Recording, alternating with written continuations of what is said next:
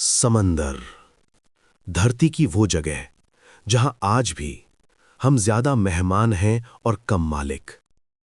इंसान ने पहाड़ काट दिए, रेगिस्तान नाप लिए, आसमान छू लिया, लेकिन समंदर के सामने आज भी हम सवाल ही हैं। और आज की कहानी एक ऐसे सवाल की है जिसका जवाब 150 साल बाद भी नहीं मिला। एक ऐसा जहाज जो डूबा नहीं, टूटा नहीं, लूटा नहीं, लेकिन फिर भी उस पर मौजूद हर इंसान गायब हो गया। इस जहाज का नाम था मैरी सेलेस्ट। साल था 1872। अटलांटिक महासागर। एक कनाडाई जहाज डेई ग्रासिया खुले समंदर में धीरे धीरे आगे बढ़ रहा था। अचानक कप्तान की नजर एक जहाज पर पड़ी जो अजीब तरह से लहरों के साथ भटक रहा था। न कोई सिग्नल, न कोई आवाज, बस एक चलता हुआ जहाज। पास जाकर देखा गया, उस जहाज का नाम था मैरी सेलेस्ट। जब लोग जहाज पर चढ़े तो उन्होंने जो देखा वो डराने वाला नहीं था, वो कुछ अजीब था। खाने की प्लेटें टेबल पर रखी थीं, जैसे खाना अभी अभी छोड़ा गया हो। बिस्तर सलीके से लगे थे। बच्ची का खिलौना केबिन में पड़ा था। नेविगेशन उपकरण पूरी तरह काम कर रहे थे। कागजात अपनी जगह थे, लेकिन कोई इंसान नहीं। कैप्टन बेंजामिन ब्रिग्स, उनकी पत्नी सारा, 2 साल की मासूम बेटी और 7 अनुभवी क्रू मेंबर, सब गायब। न संघर्ष, न खून, न टूट-फूट, बस एक जहाज और उस पर पूरा सन्नाटा। पूरे जहाज की तलाशी ली गई और तब एक चीज ने सबका ध्यान खींचा। लाइफ बोट गायब थी। इसका मतलब साफ था, लोगों ने जहाज खुद छोड़ा था। लेकिन सवाल ये था, क्यों? मैरी सेलेस्ट पूरी तरह सुरक्षित था। पानी मौजूद था, खाना मौजूद था, मौसम शांत था। तो ऐसा क्या हुआ कि एक अनुभवी कप्तान अपनी पत्नी और छोटी बच्ची को लेकर खुले समंदर में एक छोटी नाव में उतर गया? यहीं से कहानी और अंधेरी होने लगती है।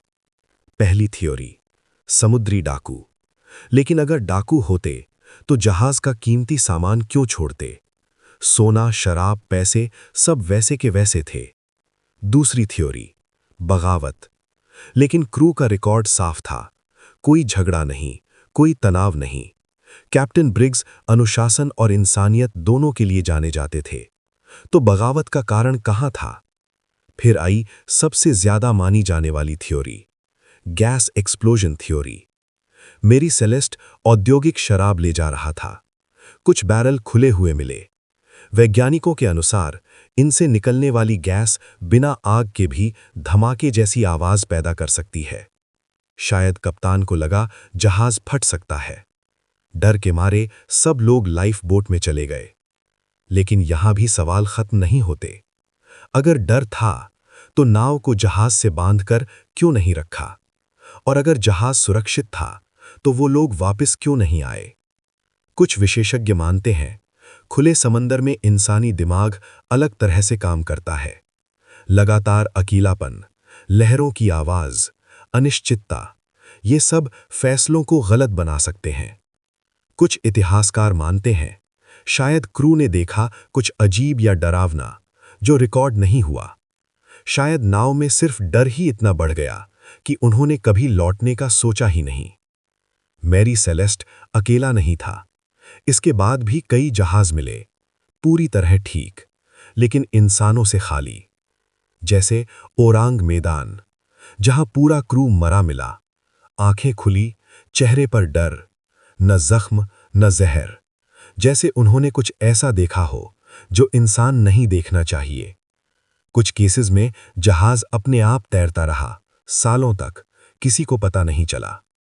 इतिहासकार और लेखक 150 साल तक यही सोचते रहे, क्या ये केवल अचानक भय था या कुछ अलौकिक या अनजाना जो इंसान समझ नहीं पाया? समंदर में कोई सीसीटीवी नहीं होता।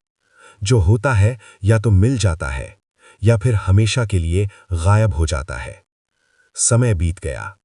मैरी सेलेस्ट किताबों में चला गया, डॉक्यूमेंट्री बनी, थ्योरी आती रहीं, लेकिन एक बात आज भी परेशान करती है। अगर वो लोग डूबे होते तो कुछ तो मिलता, अगर मरे होते तो कोई निशान होता, लेकिन वहां कुछ भी नहीं था। जैसे समंदर ने सिर्फ जहाज रखा और इंसानों को हटा दिया। सबसे डरावनी बात यह है कि मैरी सेलेस्ट उस दिन डूबा नहीं, वो चलता रहा। मतलब सवाल ये नहीं है कि वो लोग कैसे मरे, सवाल ये है वो गए कहां। और अगर एक जहाज इतने लोगों को इतनी सफाई से मिटा सकता है, तो समंदर में और कितनी कहानियां होंगी जो हमें कभी पता ही नहीं चली। शायद कुछ रहस्य हॉल होने के लिए नहीं होते, शायद वो हमें ये याद दिलाने के लिए होते हैं कि समंदर सिर्फ पानी नहीं है, वो एक ऐसी जगह है जहां कभी-कभी इंसान डूबते नहीं, बस गायब हो जाते हैं। अगर वीडियो पसंद आई हो तो लाइक करें, चैनल को सब्सक्राइब करें और कमेंट में बताएं अगली डॉक्यूमेंट्री किस टॉपिक पर हो।